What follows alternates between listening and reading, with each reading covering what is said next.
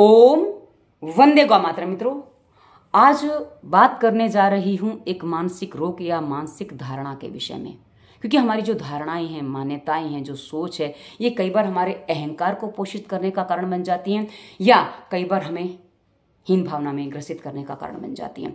और इस परिणाम स्वरूप कई बार मनुष्य ना जाने कितने सारे आडंबर ओढ़ लेता है और कई बार हीन भावना का शिकार होकर डिप्रेशन तक में चला जाता है। तो आज जिस रोग के विषय में बात करने जा रही हूँ वो समस्या है, वो धारणा है, वो मान्यता है कि स्त्री ही स्त्री की शत्रु होती है।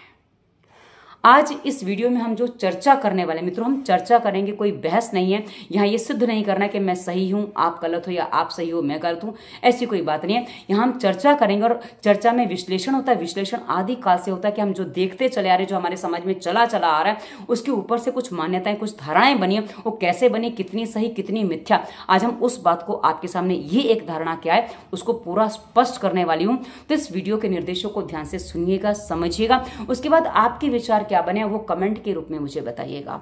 और आगे एक बात आपसे पहले ही कह दूं कि कई बार आप लोग कमेंट करते हो कि दीदी हर कोई ऐसा नहीं होता, हर स्त्री ऐसी नहीं होती, हर पुरुष ऐसा नहीं होता, आप कई बार ये कमेंट करते हो।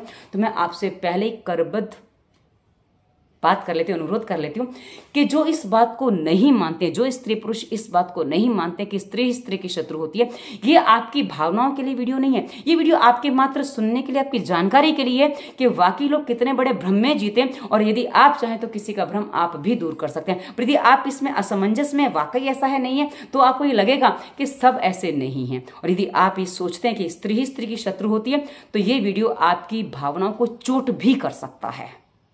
पर आप निर्देशों को ध्यान से सुनेंगे तो कदाचित आपकी दुर्भावना, जो कुछ बनी हुई, कुछ मानसिकता जो बनी, उससे आप मुक्त हो पाएं और अपने आप को सही दिशा में आगे बढ़ा पाएं। इसलिए हम आपको ये वीडियो देने जा रहे हैं।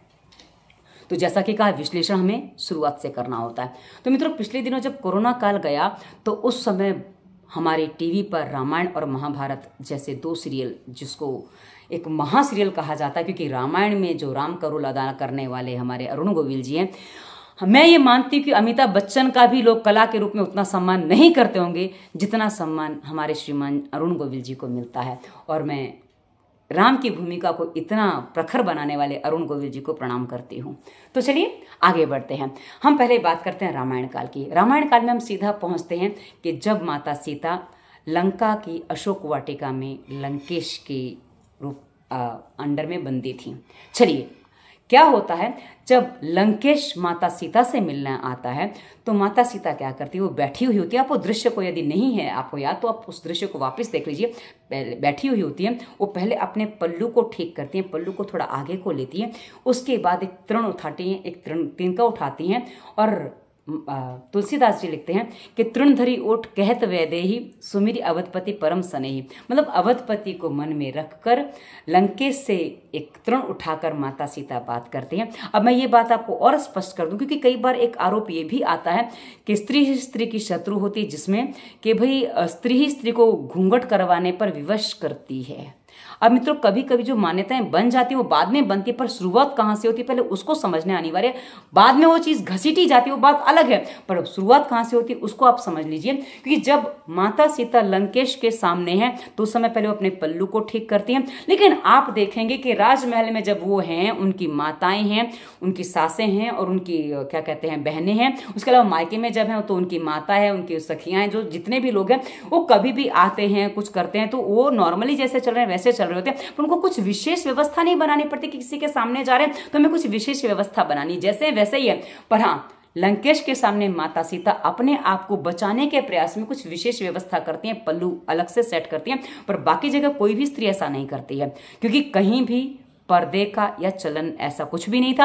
लेकिन हाँ, लंकेश की दृष्टि से माता सीता को स्वयं को बचाना था, इसलिए वो उस समय अपने पल्लू को ठीक करने का प्रयास करती हैं, ताकि वो लंकेश की दृष्टि से अपने आप को, जो दृष्टि कुदृष्टि थी, उससे अपने आप को बचा सके। और मित्रों, इसका बहुत बड़ा उदाहरण मुस्लिम समाज में मिल जाता है, क्योंकि आप देखते हैं मुस्लिम समाज में लड़की चाहे मायके में हो चाहे ससुराल में, क्योंकि वहां तो संबंधों में कोई मर्यादा नहीं है, क्योंकि भाई बहन में माता एक नहीं होनी चाहिए। कदाचित मैंने ऐसा सुना, बाकी पिता एक है तो भी विवाह हो जाते हैं, पिता पुत्र के विवाह हो जाते हैं, बहू से ससुर विवाह कर लेते हैं, मतलब ऐसी बहुत सारी चीजें वहां होती हैं। तो वहां तो हर किसी से घूंघट निकालना होता है, नहीं कि बुर्खे में रहना होता है, सबसे पर्दा होता है। लेकिन हमारे समाज में ऐसा कहीं भी कुछ भी नहीं था। ये हम रामायण काल में तो बहुत अच्छे से देख के समझ सकते हैं, क्योंकि जब मैं उनका नाम भूलूं कि जानकी की माता का, जानकी की जो चाची थी, वो जब आती हैं तो वो भी अपने जेठ जी का घूंघट नहीं करती हैं, उनके सामने वैसे ही होती हैं।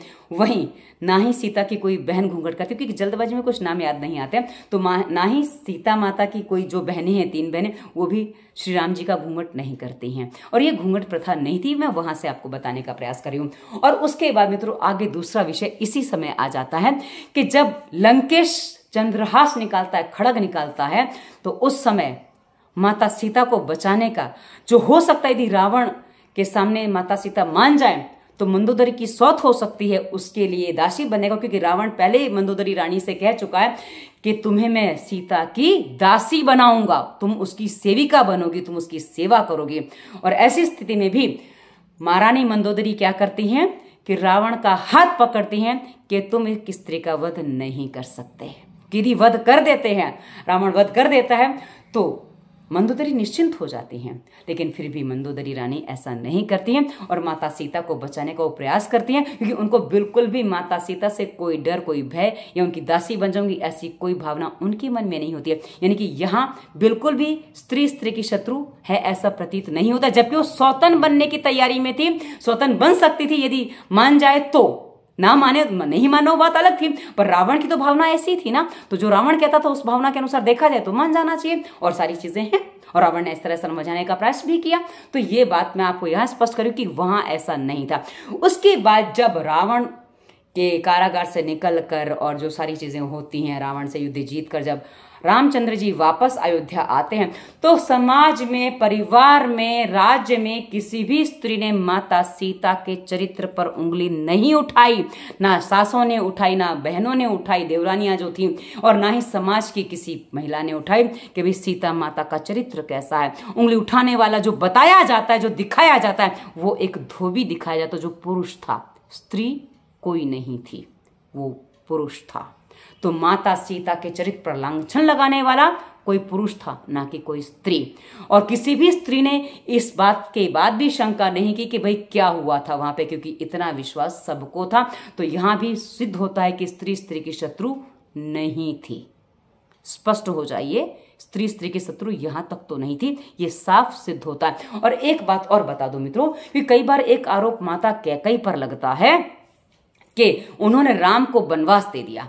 अब हाँ, यदि आप माता कैकेयी को राम के वनवास के लिए दोषी मानते हैं, तो उससे पहले राजा दशरथ को आप दोषी क्यों नहीं मानते कि जिन्होंने अपनी किसी भी वासना पूर्ति के लिए किसी भी रूप में इतनी पत्नियां बनाई, इतने विवाह किए। यदि राजा दशरथ की इतनी पत्नियां नहीं होती तो राम को वनवास भी नहीं जाना पड़ता। आप इस विषय को भी पीछे छोड़ दीजिए, क्योंकि जब आरोप लगाने वाले आरोप लगाते ना, तो ये नहीं जानते कि भाई देव योजना थी वगैरह, वो सबको पीछे छोड़ दीजिए, क्योंकि हम अभी उस विषय पे बात ही नहीं करें। हम बात उस संकुचित मानस की करें जो ये कहता है कि स्त्री की शत्रु होती है। क्योंकि जो ये बात मानते हैं ना, नहीं मानते स्त्री की शत्रु होती है, वो इस बात को भी जानते हैं और इस बात पे कभी आरोप नहीं लगाते कि माता कैकेयी ने राम को वनवास दिया। जो इस बात को मानते कि स्त्री की शत्रु होती है, तो वो इस बात को भी मानते हैं कि भाई कैकेयी ने राम को वनवास दे दिया। तो मैं उससे पहले आपको बता दूं कि उसका दोषी भी यदि देना है तो पुरुष को दीजिए, क्योंकि यदि राजा दशरथ इतने विवाह नहीं करते, तो इतनी पत्नियां नहीं होती, तो कैकेयी भी नहीं होती, तो राम को वनवास भी नहीं होता।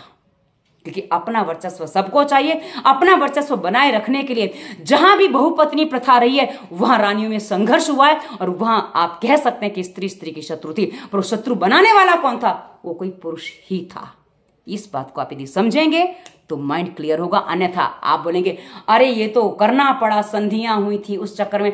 तो संधियां करने के लिए आप ही विवाह कर लें, आवश्यक तो नहीं है। अब अपने राज्य में भी तो किसी से विवाह करवा सकते थे, लेकिन राजाओं ने खुद विवाह किया।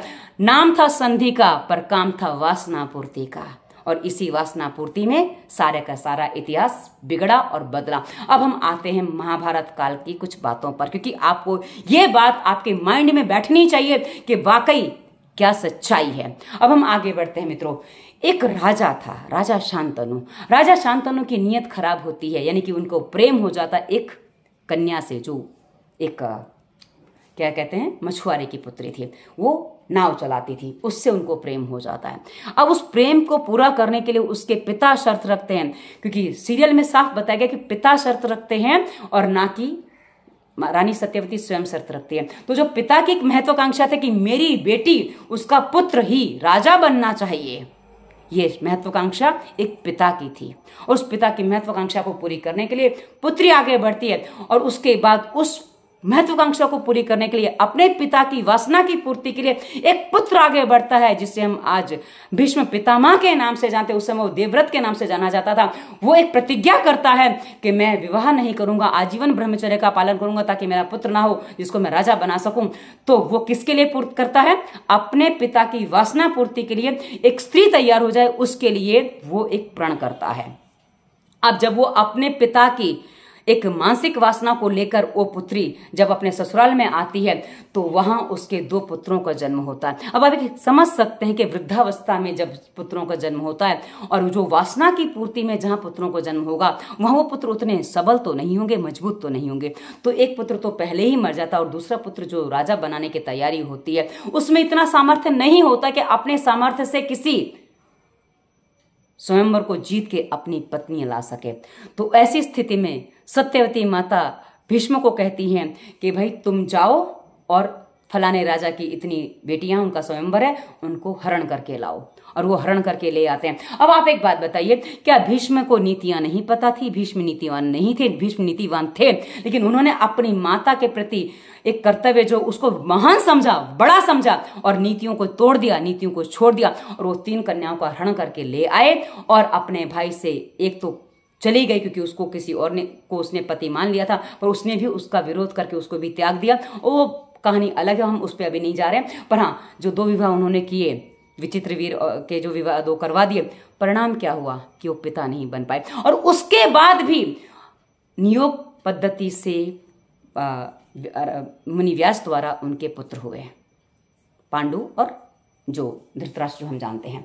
अब मित्रों, धृतराष्ट्र अंधे थे, ठीक है, तो भाई यदि अंधे का विवाह करना है तो किसी अंधी स्त्री से करो ना, लेकिन नहीं, महत्वाकांक्षा बहुत बड़ी थी और वो विवाह करके लाए गांधार की राजकुमारी गांधारी का, जो सर्वगुण संपन्न थी, जिसको 100 पुत्रों का वरदान प्राप्त था, क्योंकि वो शिव भक्त थी और उसको 100 पुत्रों का वरदान प्राप्त था। और ऐसी वरदान प्राप्त स्त्री को वो एक अंधे व्यक्ति के लिए भले किसी भी रूप में वो ब्याह कर लिया, तो क्या उस स्त्री का, उसके परिवार का आपने मान भंग नहीं किया? उसी मान भंग करने के कारण एक पुरुष की महत्वाकांक्षा और एक दूसरे पुरुष की दूसरी महत्वाकांक्षा कि मेरी बहन का बेटा राजा बनना चाहिए, और उस महत्वाकांक्षा में बलि किसकी चढ़ी?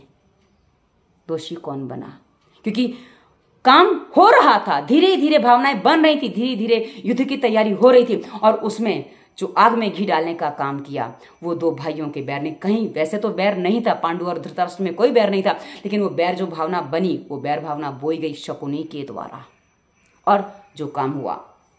आगे हम देखते हैं कि महाभारत की भरी कुरु सभा में हारने वाले सारे पुरुष थे, जीतने वाले भी सारे पुरुष थे, और उस महासभा में भी सारे पुरुष थे।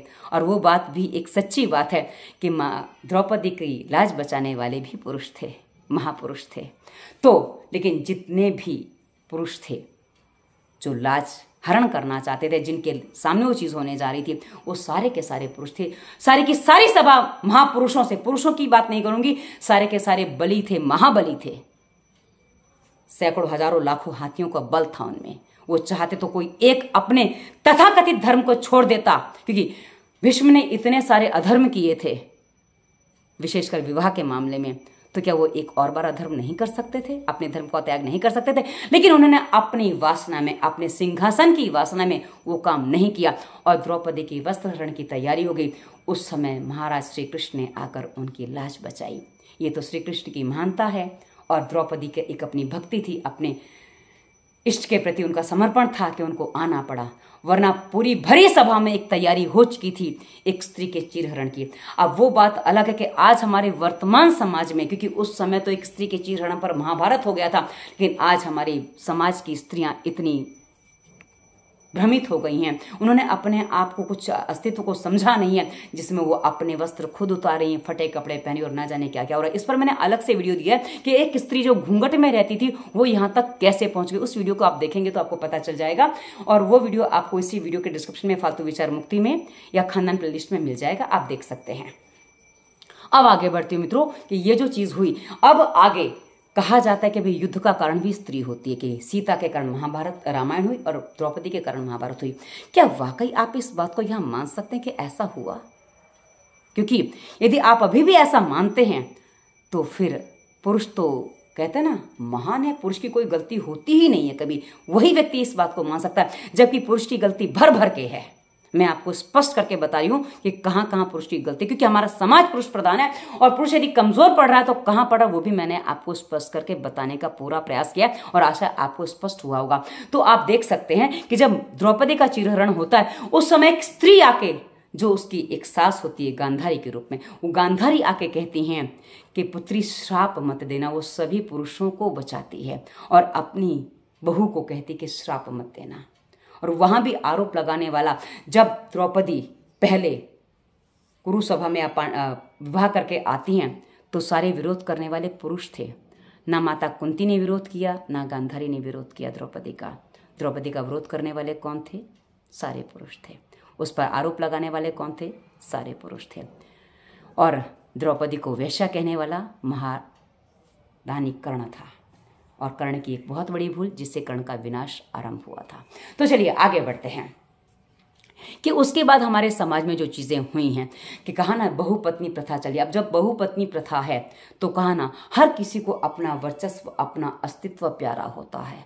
अब जब अपना वर्चस्व, अपना अस्तित्व प्यारा है तो उस समय अपने वर्चस्व को बचाए रखने के लिए हर रानी की एक स्थिति होती थी, एक चाह होती थी कि भले कोई भी उसका ही पुत्र राजा बने। और इसके लिए हमारे इतिहास में ना जाने कितने संघर्ष हुए और कितने बड़े बड़े कांड हुए हैं, जिसमें हमारे महाराणा प्रताप को घास की रोटी भी खानी पड़ गई और बहुत कुछ हुआ मित्रों। क्योंकि बहुत सारी चीज़ें ऐसी हैं, मैं विस्तार से बताने जाऊंगी तो इतना लंबा विस्तार है इतिहास। हमारा इतिहास खोल के देखिए कि जितने भी युद्ध हुए हैं, जितने भी ये हुए हैं, वो सब कहीं ना कहीं इसी कामना में, इसी वासना में हुए हैं। और ये वासना जो है यही पुरुष की सबसे बड़ी कमजोरी रही, और इसी कारण से उसने स्त्री पर आरोप लगाया कि रानियां साथ में मिलजुल कर नहीं रहती। अरे भाई, तुम एक रानी की होकर क्यों नहीं रहते? तुम्हें क्यों इतनी सारी रानियां चाहिए? जो तुम्हें इतनी सारी चाहिए तो उनके बीच में भी कुछ ना कुछ तो होगा। उसके बाद मित्रों धीरे धीरे जैसे समय बदला, क्योंकि समय बदला वहाँ एक और विषय आया कि हमारे समाज में पहले जब समान दर्जा था तो कुछ बात अलग थी, कुछ बात अलग थी। लेकिन जैसे जैसे समय बदला, पुरुष के ऊपर कमाने की जिम्मेदारी आई और स्त्री के ऊपर घर संभालने की जिम्मेदारी आई। अब ऐसी स्थिति में एक बात और बनी मित्रों कि कई बार ये भी कहा जाता है कि सास बहू को उकसाती है, प्रेरित करती है कि दहेज लाओ, ये करो, वो करो, तुम्हें दहेज लाना पड़ेगा। दहेज की मांग सास करती है, घर का कोई सदस्य ये मांग नहीं करता है। मित्रों, मैं आपको स्पष्ट करके बता दूं, यदि आपको ऐसा लगता है तो आपको आगे कुछ बातें और स्पष्ट होकर जानना जरूरी है। पहली बात, हमारे समाज में जितने भी वैश्यालय चलते हैं, हमारे समाज में आपने देखा हुआ स्त्री अधिकांश घर से बाहर नहीं निकलती थी। मुगलों के आने के बाद स्त्री घर में बंदी करीब होकर रह गई थी। तो ऐसी स्थिति में जब वैश्यालय चलाने होते थे तो कहीं कोई स्त्री बाहर मिल जाती थी या कुछ होता, तो ऐसी अवस्था में स्त्रियों को उठाकर ले जाया जाता था। और स्वाभाविक है, कोई उठा के ले जाने वाला, बहला के ले जाने वाला कोई पुरुष ही होता था, कोई स्त्री नहीं होती थी, वो पुरुष ही होता था। और उसके बाद वैश्यालय चलाने वाली स्त्रियां होती थी, क्योंकि उनको वहां से निकलने का कोई मार्ग नहीं होता था। और दूसरी बात, निकलने का प्रयास भी करें तो अब घर वाले स्वीकार नहीं करने वाले हैं। इसीलिए आपको एक बात और पता होगी कि हम जानते हैं कि श्री कृष्ण, योगेश्वर श्री कृष्ण की आपने सुना होगा कि कितनी पत्नियां थी। ठीक है, वो पत्नियां किसी राजा के बंदी गृह में थी। जब बंदी गृह से, जरासंध के बंदी गृह की स्त्रियां थीं, तो जब जरासंध के बंदी गृह से स्त्रियां छूटी तो उन्होंने कहा कि हमें समाज में कौन स्वीकार करेगा। तब श्री कृष्ण ने कहा था कि मेरा नाम लेकर तुम रहो, तुम्हें कोई कुछ नहीं कहेगा, तुम मेरी पत्नियां हो। तो इस अनुसार श्री कृष्ण की इतनी सारी पत्नियां थीं, क्योंकि लोग श्री कृष्ण को दोषी ठहराते कि उनकी इतनी सारी पत्नियां थीं। उनकी इतनी सारी पत्नियां सिर्फ नाम से थी, क्योंकि जैसे वैसे ही थी। जैसे यदि कोई बड़ा कोई गुंडा है, आज की तारीख में गुंडों के वो काम हो जाते हैं कि कोई गुंडा है, यदि उसके संरक्षण में कोई स्त्री रहती है तो उसके ऊपर कोई दृष्टि नहीं उठा सकता, कोई बड़ा नामी व्यक्ति, उसके संरक्षण में कोई स्त्री रहती है तो उसको कोई नाम नहीं उठा सकता, भले वो कैसे भी रहे, पर हाँ उसके ऊपर कोई कुछ नहीं कर सकता। तो वैसे उस समय श्री कृष्ण का इतना बड़ा नाम था, उनका इतना बड़ा स्थिति थी कि उन्होंने द्रौपदी की लाज उस समय में बचाई थी, तो वैसे उन्होंने इतनी सारी महिलाओं की और लाज बचाई थी। ये श्री कृष्ण का अपना रूप था मित्रों। अब आगे बढ़िए कि जब समाज में ऐसी स्थिति बन जाती थी कि स्त्रियों को फिर समाज में स्वीकार नहीं किया जाता था, तो ऐसी स्थिति में उनको वैश्यालय छोड़ना भी कुछ सही नहीं लगता था। तो फिर जब वैश्यालय में आ गई हैं तो वैश्यालय चलाना, जब स्त्रियां आ रही हैं तो उनका वो अपना उस समय का उनकी मानसिकता बन जाती थी कि भाई हमें तो ये चलाना ही है। इसलिए मित्रों, मैंने बहुत पहले, मुझे किसी पुरुष ने कहा था, करीब ये 20 साल पुरानी बात है, कि दीदी कभी भी किसी स्त्री ने अपनी मर्यादा पार नहीं की, ना घर की ना कोठे की। हाँ, पुरुष ने अपनी मर्यादा घर की लांघी और वो कोठे की मर्यादा लांघ के कोठे पर गया। उसने हमेशा आरोप स्त्री पर लगाया कि स्त्री जीने नहीं देती। घर की मर्यादा आप पार करके गए, कोठे की मर्यादा में आप घुसे और फिर भी स्त्री आपको जीने नहीं देती, क्योंकि घर वाली सुनती नहीं, बाहर वाली समझती नहीं। ये पुरुष का अक्सर आरोप स्त्री पर होता है। ये मैं इसलिए बता रही हूं क्योंकि ये पहले चल रहा था। हाँ, पिछले 10-15 साल में हमारा समाज बहुत अधिक बदला है और अब स्त्री जिस तरह का ना फटे कपड़े जो पहनने लग गई है, 15-20 साल में जो स्थितियां बदली हैं उसमें बहुत कुछ परिवर्तन हुआ है। इसमें सारी चीजें उल्टी पुल्टी हो रही हैं। अब हम यहाँ कुछ बातें अलग नहीं कर सकते, पर जो चलन चला आ रहा था, जहां से कहा जाता है स्त्री स्त्री की दुश्मन है, शत्रु है, उस बात को मैं यहाँ स्पष्ट करने का प्रयास कर रही हूं। और मित्रों, मैं आपको बता दूं, मैंने कभी इस बात को अपने अंदर से नहीं माना, क्योंकि आप कई बार ये प्रश्न करते हो कि आप क्या मानते हो। मैं अपनी मान्यता भी स्पष्ट कर दूं मित्रों, जब मेरा विवाह हुआ था उसके बाद मेरे पति ने मुझसे बहुत बड़ी बड़ी बातें कही थी, बहुत कुछ कहा था।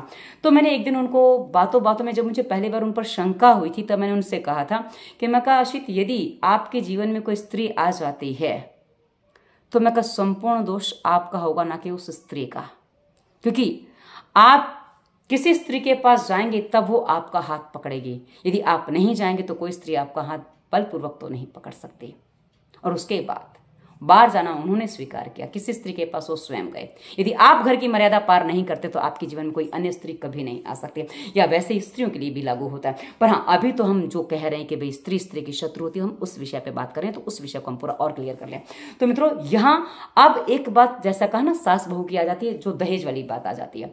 अब मित्रों, होता क्या है कि दहेज में जो चीजें चली आ रही हैं, घूंघट आदि, उसमें जो स्त्री दब गई है, तो स्त्री ने जो अपने घर में देखा है कि उसको बहुत सी चीजें नहीं मिल पाई हैं, कि जब वो ससुर मायके से कोई चीज उसके साथ नहीं आई है, तो कई बार एक कंघी तक ना देने पर एक पूरी कहानी लिखी गई। कविता मैंने पढ़ी थी कि काहे को ब्याही विदेश लकिया बाबुल मोरे। जब ये कविता मैंने पढ़ी थी ना, उसमें अंत में एक पंक्ति आती है कि सब कुछ दिया बाबुल तूने, पर एक कंघी नहीं दी है। उस कंघी ना देने की वजह से मुझे ससुराल में ताना सुनना पड़ता है।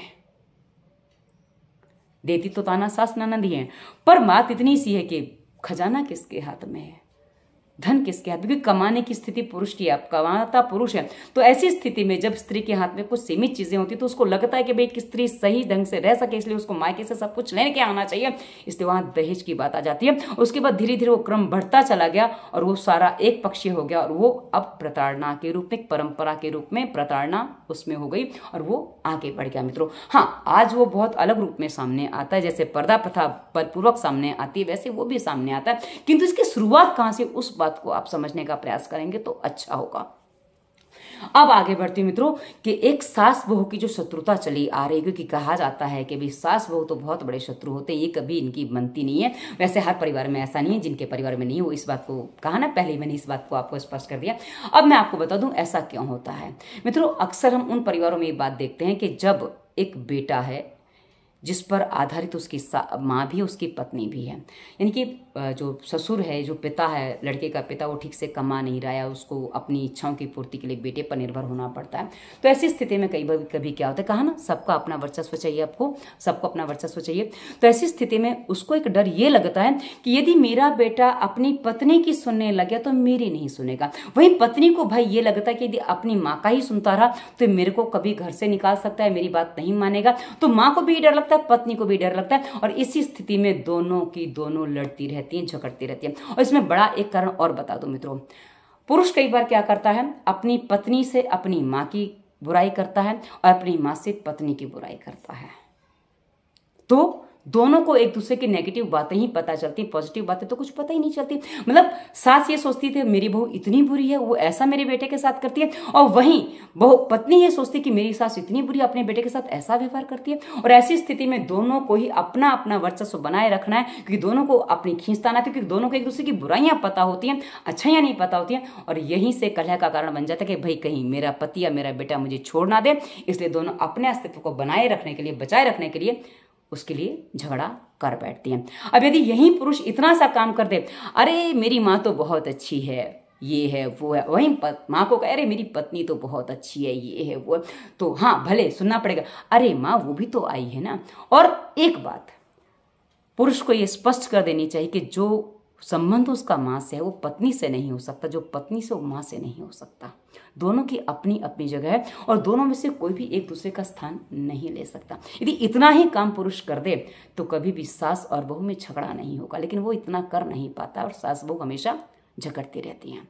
तो मित्रों, बहुत रेयर विषय ऐसे बने जहां पुरुष के अलावा किसी स्त्री ने स्त्री को प्रताड़ित किया। हाँ, अब वो विषय परंपरा के रूप में आ चुका है, लेकिन हम यदि शुरुआत से देखें तो विषय कभी कहीं भी नहीं था।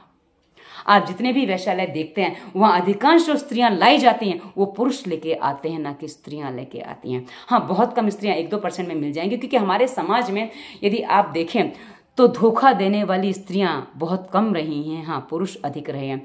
पर जहां बहुपत्नी प्रथा रही है वहां पति से संतुष्ट ना होकर पत्नियों ने क्या किया वो बहुत अलग विषय, क्योंकि राजमहलों में बहुत कुछ होता रहा है। पर कारण क्या रहा उसको यदि आप समझेंगे तो अच्छा आपको स्पष्ट हो जाएगा। क्योंकि जहां एक पत्नी जिस भी राजा की रही है उसकी पत्नी ने कभी भी अपने पति को धोखा नहीं दिया है।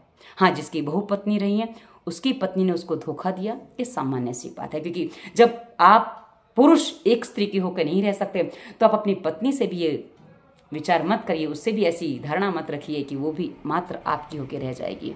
और इसी पर नीति शतक, वैराग्य शतक और एक तीसरा शतक श्रृंगार शतक भर्तृहरि जी ने लिख डाले। पर उन्होंने खुद क्या किया वो नहीं देखा, पर उनकी एक पत्नी जिसे वो सबसे अधिक प्रेम करते थे, पर वो प्रेम करते थे, पर उन्होंने कभी कदाचित पत्नी को नहीं देखा कि वो क्या कर चाहती थी। ये स्थितियां बन जाती हैं मित्रों। ये तब बनता है जब आप बलपूर्वक किसी के साथ कुछ करने का प्रयास करते हो, तो ये स्थितियां भी बनती हैं। तो मित्रों, मैंने जहां तक देखा है कभी भी स्त्री की शत्रु नहीं होती है, और मैंने अपने पति के लिए भी कभी उस स्त्री को नहीं माना शत्रु कि जो जिसके साथ वो गया, क्योंकि ये खुद उसके साथ गया था, ना कि वो इसके पास पहले आई थी। पहले ये गया तब उसने इसका हाथ पकड़ा ना, तो उस स्त्री का दोष तो कोई है ही नहीं। मैंने कभी उसका दोष नहीं माना, और ये मैं अपने मन की गहराइयों से कह सकती हूं। तो अब आप क्या विचार करते हैं, आपके विचार क्या हैं, आप क्या सोचते हैं? इस बात को सुनने के बाद आप अपने विचार कमेंट के रूप में मुझे अवश्य बताइएगा। और मित्रों, मन में कोई तनाव रहता है तो इसी वीडियो के डिस्क्रिप्शन में फालतू विचार मुक्ति प्लेलिस्ट की वीडियो देखिएगा। आपके मन के बहुत सारे विचार धुल जाएंगे। और कोई रोग विशेष है तो वायरस के प्रभाव और ये दवा मुक्ति, 2 प्लेलिस्ट में हमने हर रोगों पर विस्तार से वीडियो दी है। आप देख के अपने हर रोगों का समाधान अपने घर में कर सकते हैं। उसके आगे डिस्क्रिप्शन में जो वीडियो दी हैं रोगों के कारण, स्वास्थ्य नियम, प्राणायाम, आसन, व्यायाम, सफल घरेलू उपचार और सरल भोजन, ये सारी इसलिए दिए हैं ताकि आप अपने जीवन को और सरलता से निरोगी होकर जी सके। जैसा कि आप जानते हैं हमारा उद्देश्य दवा मुक्त भारत है। तो ये वीडियो आपको कैसा लगा अवश्य बताइएगा। अंत में हमने अपना नंबर दिया, नंबर कंसल्टेंसी के लिए दिया। कंसल्टेंसी की फीस होती है, आपके हर रोग का समाधान हम ऊपर बता चुके हैं। निर्देशों का पालन करेंगे, 2-4 दिन हमारे वीडियो देखने में समझने में आपको लगेंगे, और पालन करेंगे तो समाधान भी कर पाएंगे। और पारिवारिक और जो आपस में पति पत्नी में जो समस्याएं होती हैं उस पर हमने इसी वीडियो के डिस्क्रिप्शन में दाम्पत्य जीवन, खानदान और बच्चे नहीं, हम 3 प्लेलिस्ट में विस्तार से वीडियो मिल जाएंगे, वो भी आप सुन सकते हैं। क्योंकि आपके मन को शांत करना बहुत आवश्यक है, अन्यथा उलझने तो बहुत हैं जीवन में। ये वीडियो कैसा लगा अवश्य बताइएगा। धन्यवाद। वंदे मातरम।